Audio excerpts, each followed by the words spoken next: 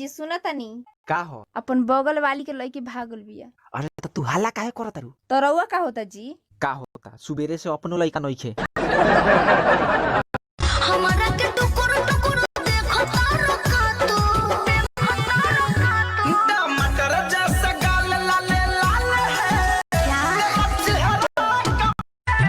ऐसे काहे करेला राजा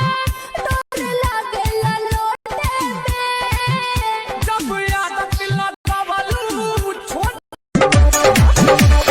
माई माई के कनठी लई बेरे मुडी बिगड़ी त बच नाही कोई बेरे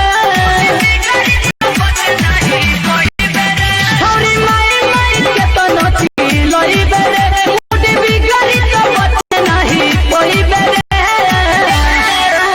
भले सिंह जी से अखिया लरही बेरे बाकी जादो जी के लई का के लई बेरे भले सिंह जी से अखिया लरही बेरे बाकी जादो जी के लई का के लई बेरे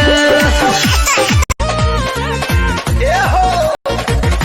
पाछा से खाकल वाला कोताया में खुल जाई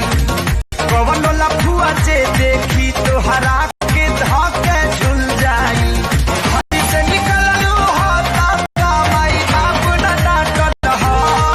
मैं चीज काटल हो कि कपड़ा खूटा में घाटल हो मैं चीज काटल हो कि कपड़ा हुआ हुता पे कराली हनी गबना रोजना सल चाहिए